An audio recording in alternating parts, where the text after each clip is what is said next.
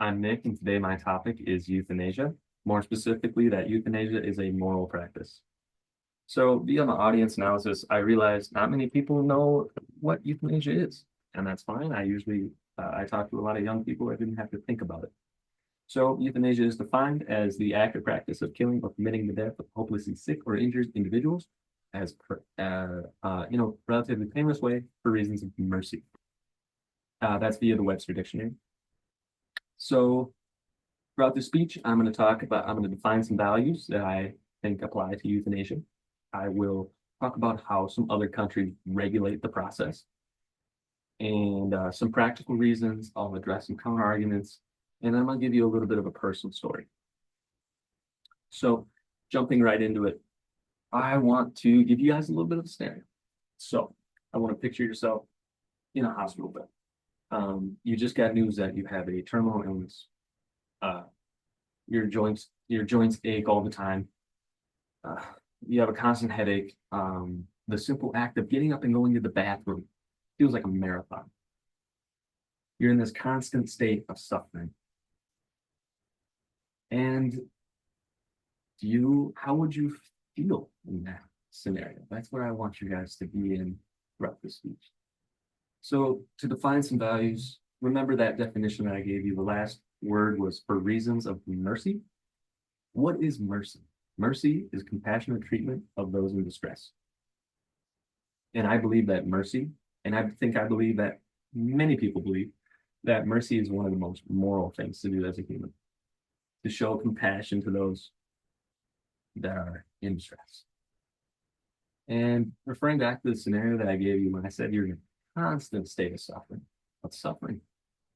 The state of undergoing pain, stress, or hardship. We all experience suffering, but most of us are fortunate enough that it's not constant. Constant suffering is unimaginable. For me, at least, I think it'd be horrible. And tying these two in together, I think the merciful way to show compassion to those who are in a constant state of suffering is to end that suffering. One of those ways being euthanasia. So I'm going to hop in to what I think how euthanasia is moral. I believe it is moral under certain conditions. Referring to the principle of autonomy, it is the person's right to govern decisions regarding their body. It makes us human. And I believe that's where it starts. The patient itself, the patient who is undergoing the suffering, he or she has to be the one to say, you know what? I don't think I feel good. I think I want a different alternative to how I want to go. Starts with the patient. Has to be their decision, not the family, not the physician. Then that patient goes to the physician. They meet this certain criteria, and then they go through this system of checks and balances that would apply.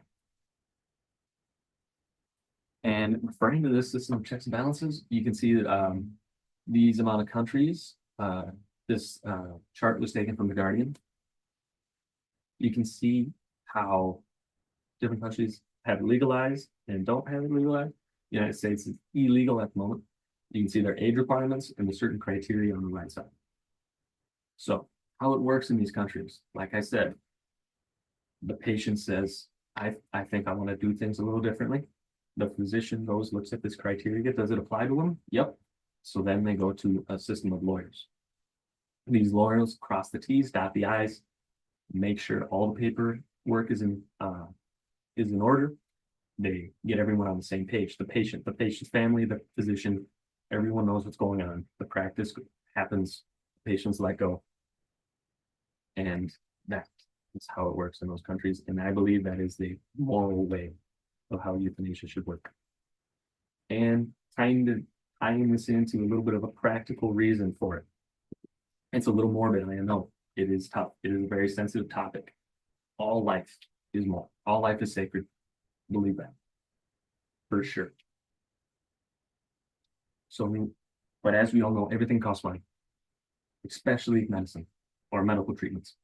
End of life care and this is from the United States health health field. End of life care costs families up to $32,000. It's a 1-2 punch. You lose your loved one, feeling sad, and then you get hit with this hospital bill. And it's very hard for a person to be sad and try to work through their way of how they're going to pay this off.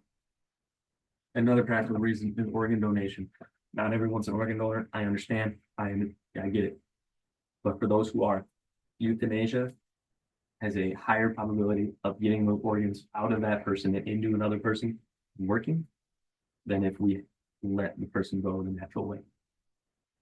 And by all means, this should not be a motivation for euthanasia. This is just an added plus. And that statistic was by Berkeley. And now I want to tie this back to why I talked about this topic. We're all about the age where we have experienced loss of a loved one. I'm no different from you. Just last year, my grandpa passed on. He had prostate cancer, went to his lungs, went to his bones. And it got so bad to the point where he was bedbound for a certain number of weeks before he passed on. And so the 5-minute trip to Grandma and Grandpa's house turned into a 45-minute trip to the hospital. On the way to the hospital, you get this weird conflicting things of emotions. You're scared. How is he going to look today compared to yesterday? Is he any worse, any better? And then there was the gratitude that he was still there, that I could do this, that I could go see him. And throughout these visits, we got to see the slow degrading that he had going on. And towards the end of it, I was thinking to myself, this is not the grandpa I mean. This is a shell. He's already not there. And so when he eventually did pass on the 26th of December, I was sad, as many of you would be, but I felt good that his suffering had come to an end. And that grounded my opinion in that if I was in his situation, knowing how I felt as a family member on the outside, I think I would want a different alternative to the end, to make my family remember me of who I was. And so kind of pivoting from that, I'm going to go into a little bit of counter arguments. So one of the biggest ones, religion. And religion is a hard one to talk about. Many people have different opinions, and I respect that.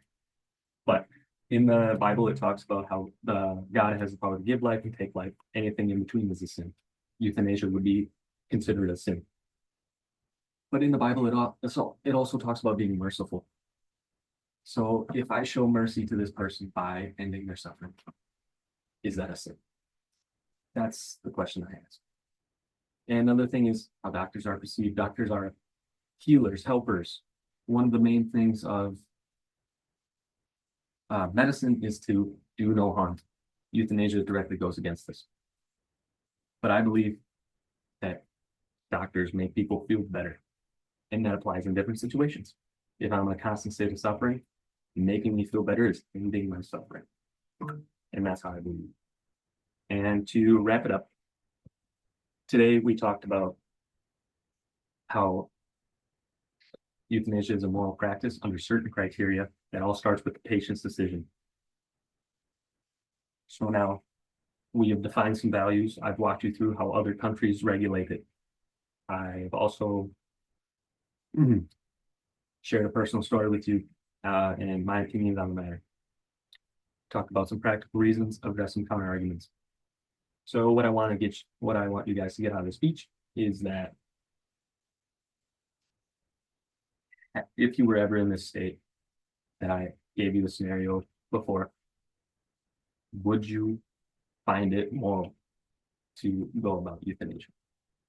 And that's my speech.